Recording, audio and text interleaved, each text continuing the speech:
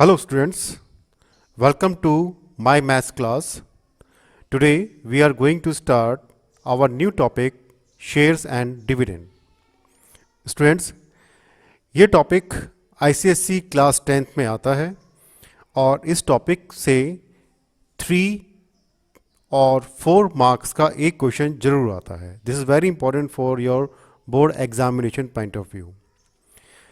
ये टॉपिक बहुत ही आसान है और इसको समझने के लिए हमें एक बिजनेसमैन की तरह बनना पड़ेगा, उसी की तरह से हमें सोचना पड़ेगा. तो यहाँ पे आप देख सकते हैं आपकी स्क्रीन के ऊपर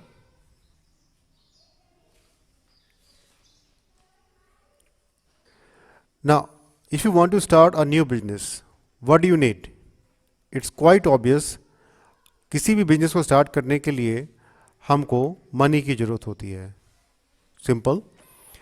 now my question comes there, हमें उस कंपनी को बड़ा बनाना है. To establish a big company we need, फिर से और भी ज़्यादा पैसे की ज़रूरत पड़ेगी, मोर मनी. ओके, क्योंकि हमारे इस बिग ड्रीम के लिए, इस बिग ड्रीम को पूरा करने के लिए हमको ज़्यादा पैसे की ज़रूरत है, बिग कैपिटल की ज़रूरत है. बिग कैपिटल को हम लोग एक दूसरी भाषा में बोलते हैं लार्ज सम ऑफ मनी. हमें बहुत ज़्यादा पैसा चाहिए. ओके, जहाँ पर पैसे ज़्यादा होंगे वहाँ पर रिस्क भी ज़्यादा होगा, राइट. तो अब हमारे पास लिमिटेशंस होती है पैसों की, लेकिन हमें अपने ब्रांड को बड़ा बनाना है, हमें अपनी कंपनी को आगे लेके जाना है, एस्टेब्लिश करना है बड़ी कंपनियों के बीच में. तो हमें और भी पैसे की ज़रूरत पड़ेगी, लेकिन यहाँ पर हम रिस्क भी लेके चल रहे हैं. तो हम यहाँ पे एक चीज़ करना चाहते हैं, हमको पैसे भी मिल जाए और ये रिस्क भी मिनिमाइज हो जाए. तो हम इसके लिए क्या कर सकते हैं, लेट अस सी. पैसा जुटाने के लिए हम लोग एक छोटा सा काम कर सकते हैं और इम्पॉर्टेंट है. हम दूसरे लोगों को हमारी कंपनी से जोड़ने के लिए एक प्रपोज़ल लेके आते हैं. अब वो प्रपोज़ल क्या होता है उसके लिए हम एक एग्जांपल से समझते हैं और किस तरीके से हम अपनी बात को मार्केट में दूसरे लोगों तक पहुंचाते हैं. तो यहाँ पर मैंने एक छोटा सा एक एग्जांपल लिया है. Suppose I have started a business with money ₹5 lakh, or you can say if you have started a business with money ₹5 lakh, after some time I want to make it a big company. I am taking my product, this is my math class, I just want to make a big brand.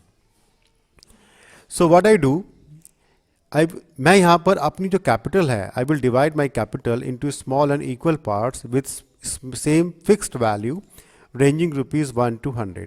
ये क्या language है इसको आगे समझिएगा, इस example से आपको बहुत अच्छे से क्लियर हो जाएगा. देखिए, मेरी इनिशियल इन्वेस्टमेंट थी ₹5 lakh. That is 100% for me because I am the owner. What I did, मैंने यहाँ पर 60% of my money kept myself. तो 60% of 5,000 will become 3 lakh. 60% of 5 lakh becomes 3 lakh. Now the remaining is 2 lakh. This is with me. This is with me. I am the owner and this money is with me. Now what I did, I divide these 2 lakhs in 2 lakh equal parts. Or each part is called share. और मैंने अपने इस share का जो price रखा है, उसका जो प्राइस रखा है, क्योंकि मेरी एक लिमिटेशन है ₹1 से लेकर ₹100 के बीच में रखना है. तो what I did, I kept my price, nominal price ₹20 पर शेयर. तो अगर मैं ₹20 पर शेयर रखता हूँ और मेरे 2 लाख शेयर सोल्ड हो जाते हैं, तो how much money I am getting, this will be, you will imagine, this is how much there, yes, 40 lakh. Okay, so 40 lakh is big amount for me. तो यहाँ पर आपको आपने बहुत से लोगों को अपने साथ इसमें शामिल कर लिया और अपने रिस्क को कम भी किया और आपने आप मनी को कलेक्ट भी कर लिया। ये ये एक प्रोसेस है। इसमें हम लोग पीपल को इनवाइट करते हैं अपनी कंपनी में, और अगर कोई भी इन्वेस्टर है, कोई भी इंटरेस्टिंग पर्सन आपकी कंपनी में इन्वेस्ट करता है तो कुछ शेयर खरीदेगा, उसके लिए उसको कुछ पेमेंट करना होगा, और जब वो पेमेंट कर लेगा and he will get some share, तो ही और she will become one of your company partner in the business, right. अब ऐसा क्यों कर रहे हैं वो लोग, हम लोग वो इंटरेस्टेड क्यों होंगे?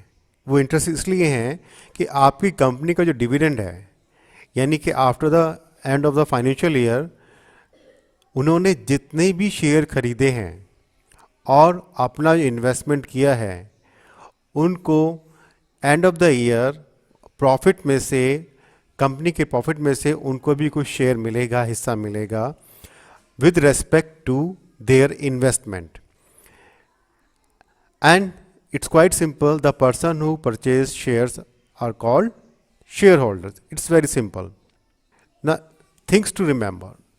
यहाँ पर हम कुछ चीज़ें, बहुत चीज़ें हमें, छोटी छोटी चीज़ें हैं और इम्पॉर्टेंट हैं जो हमें क्वेश्चंस में आएंगे और देखेंगे और सॉल्व करेंगे, और इन्हीं की मदद से हम लोग सभी क्वेश्चन को सॉल्व कर पाएंगे। यहाँ पे एनवी का मतलब होगा nominal value of one share, और इसको हम बोलते हैं face value of one share. आपने देखा होगा मैंने अपनी फेस वैल्यू शेयर की ₹20 माना था, तो अगर ये मार्केट में 30 का अवेलेबल होगा तो ये हमको मार्केट वैल्यू बताता है। अब आप देख सकते हैं मेरा शेयर या कंपनी का शेयर प्रीमियम पर है, इसका मतलब क्या होगा, मार्केट वैल्यू नॉर्मल वैल्यू से, फेस वैल्यू से ज़्यादा है। इट मीन्स आप देख सकते हैं मेरा मार्केट वैल्यू 30 था और नॉमिनल वैल्यू 20 था, तो मेरा शेयर प्रीमियम पे अवेलेबल है मार्केट में। लेकिन यहीं पर यदि मेरा शेयर ₹15 का हो जाए और इनिशियली मेरा 20 का था, तो मेरी मार्केट वैल्यू फेस वैल्यू से कम हो गई, तो मेरा शेयर डिस्काउंट पे अवेलेबल है। थर्ड पोजीशन आती है, थर्ड कंडीशन आती है कि market value of one share equal to face value, no profit no loss. इसको कंडीशन को हम बोलते हैं at par. The value of one share is at par. Now to understand this things और terms, you can see here, you can see the question over here. How much money will be required to buy 500 rupees 25 shares at a premium of rupees 5? देखिए, shares and dividend में बहुत important है question की language को समझना। यहाँ पर इस लैंग्वेज में ध्यान से देखिएगा, how much money will be required to buy 500, this 500 is number of shares, ₹25 share means this is the face value, this is the face value of one share at a premium of ₹5। तो face value of one share कितना है, ₹25 है, और इसका market value कितना हो जाएगा, क्योंकि ये ₹5 के प्रीमियम पर है, तो 25 + 5 विल बिकम्स ₹30। अब ये मार्केट में ₹30 का अवेलेबल है।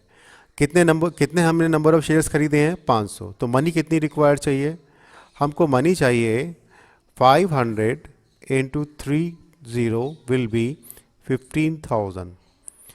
500 शेयर्स खरीदने के लिए आपको कितने रुपए चाहिए, 15,000 चाहिए। यहाँ पर हमारे पास शेयर प्रीमियम पे था। अब आप देख सकते हैं एक और क्वेश्चन में यहाँ पे एक डिस्प्ले हो रहा है, यहाँ पर शेयर डिस्काउंट पर है। तो डिस्काउंट पे होने के लिए बिल्कुल सेम प्रोसेस हमें फॉलो करना है। आप और हम एक साथ करते हैं, आप भी करिए, मैं भी करता हूँ। Let us see who will solve first. Yes, the face value of one share ₹40, because ये डिस्काउंट पे अवेलेबल है, तो 40 - 5 = 35। तो मार्केट वैल्यू वन शेयर 35 होगा। हमने कितने शेयर्स चाहिए, 200 शेयर्स चाहिए। तो how much money we have to spend there और required, yes, ₹7,000। So this is quite simple, and we will solve these such questions by using these terms and formulae. Let us come to next. Next है हमारा dividend.